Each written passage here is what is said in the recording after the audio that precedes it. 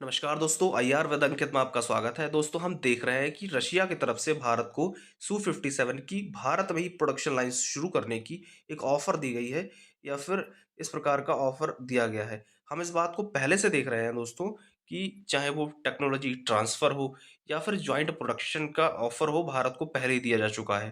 दोस्तों, हम देखते हैं कि जिस प्रकार से SU-30 MKI का भारत इस्तेमाल करता है या भारतीय एयरफोर्स की बैकबोन कही जाती है एक प्रकार से सू-30 MKI। उसी प्रकार से रशिया चाहता है कि भारत SU-57 का भी बड़ी मात्रा में इस्तेमाल करे, क्योंकि हम देखते हैं कि हमारी सेना में या फिर हमारी एयरफोर्स में स्टेल्थ फाइटर जेट की हमें कमी देखने को मिलती है या फिर फिफ्थ जनरेशन फाइटर जेट की हमें कमी देखने को मिलती है। हम इस बात को देखते हैं कि सू-57 की डील अभी तक केवल अल्जीरिया के साथ हो पाई है और कोई बड़ा ऑर्डर सुखोई 57 का रशिया को नहीं मिल पाया है। यदि भारत के साथ ये डील होती है या भारत जिस प्रकार से इस्तेमाल करता है फाइटर जेट्स का या जिस प्रकार की विश्वसनीयता भारतीय एयरफोर्स की है, यदि भारत इस चीज़ को प्रोक्योर करता है या फिर भारत सू-57 को खरीदता है, तब कहीं न कहीं वर्ल्ड मार्केट में इसकी विश्वसनीयता बढ़ जाएगी और इसकी माँग जो है वो बढ़ जाएगी। हम इस बात को देखते हैं कि प्रोडक्शन लाइन जो सू-30 MKI की नासिक में स्थापित है भारत में, उसी का इस्तेमाल करते हुए सू-57 का निर्माण करने का दावा या फिर ऑफ़र भारत को दिया गया है रशिया की तरफ से। जैसा कि हम देखते हैं कि जैसे कि हमने भारत में राफ़ेल खरीदा था। राफ़ेल की बड़ी मात्रा में हमने इस्तेमाल किया या फिर हमें उसका यूज़ कर रहे हैं। हमने देखा कि जिस प्रकार से राफ़ेल की पहले इतनी ज़्यादा माँग नहीं थी दुनिया में, लेकिन जब भारतीय एयरफोर्स ने इसको प्रोक्योर किया या फिर इसको खरीदा और इसका इस्तेमाल किया, तब कहीं न कहीं पूरी दुनिया में राफ़ेल की माँग बढ़ गई और जिस प्रकार से वर्ल्ड मार्केट में इसकी वैल्यू थी, वो भी काफ़ी बढ़ गई। दोस्तों, हम एएमसी फाइटर जेट का निर्माण कर रहे हैं या फिर उसको डेवलप करने का लगातार प्रयास कर रहे हैं।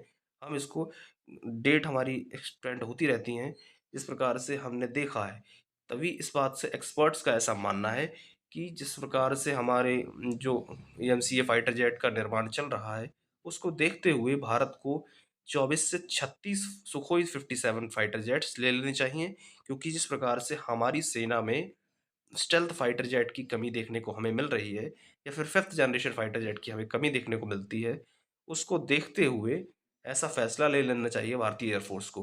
क्योंकि जब एएमसीए फाइटर जेट जो बनाया जा रहा है, उसको हम डेवलप करते रहें, उसमें कोई कमी नहीं आने दें। लेकिन इसके साथ-साथ हमें कुछ फाइटर जेट्स ऐसे ले लेने चाहिए जो फिफ्थ जनरेशन हो, स्टेल्थ फाइटर जेट हों। हम इस बात को देख रहे हैं दोस्तों कि S-400 का इस्तेमाल जब ऑपरेशन सिंदूर के बाद जो कॉन्फ्लिक्ट स्टार्ट हुआ था, हमने S-400 का कारनामा देखा है और जिस प्रकार से उसकी विश्वसनीयता में बढ़ोतरी हुई है और जिस प्रकार से पूरी दुनिया ने S-400 की जो कैपेसिटी है उसको देखा है, तो हो सकता है कि भारत और भी बड़ी मात्रा में S-400 का इस्तेमाल करे या फिर जो भी इसके ऑर्डर हैं और दे।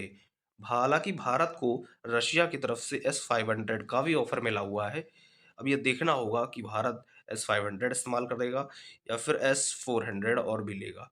हालाँकि भारत अपने एयर डिफेंस सिस्टम पर भी कार्य कर रहा है। लगातार भारत कुशा प्रोजेक्ट पर कार्य कर रहा है, जो कि एक लॉन्ग रेंज मिसाइल के साथ होगा और उसमें लॉन्ग रेंज मिसाइल्स लगी होंगी। भारत अपने लगातार जो अपने एयर डिफेंस सिस्टम हो, चाहे वो फाइटर जेट्स हो, अपने खुद के निर्माण करने का लगातार प्रयास कर रहा है, क्योंकि भारत ने इस बात को देखा है कि जिस प्रकार से रशिया-यूक्रेन युद्ध में लगातार रूस अपने जो युद्ध को जारी रख पा रहा है, पूरा वेस्ट उसके खिलाफ है, पूरा अमेरिका उसके खिलाफ है, कोई भी ज़्यादातर उसका साथ नहीं दे रहा है। हालाँकि चीन उसके साथ है, लेकिन भारत यदि कोई कॉन्फ्लिक्ट में जाता है, तो आत्मनिर्भरता बहुत ज़रूरी हो जाती है। इसी को देखते हुए भारत अपनी जो प्रोडक्शन लाइन है या फिर हम कहें मेक इन इंडिया, इस सब पर काफ़ी ज़ोर दे रहा है और हमें देना भी चाहिए। आज के लिए इतना ही दोस्तों, फिर मिलते हैं, धन्यवाद।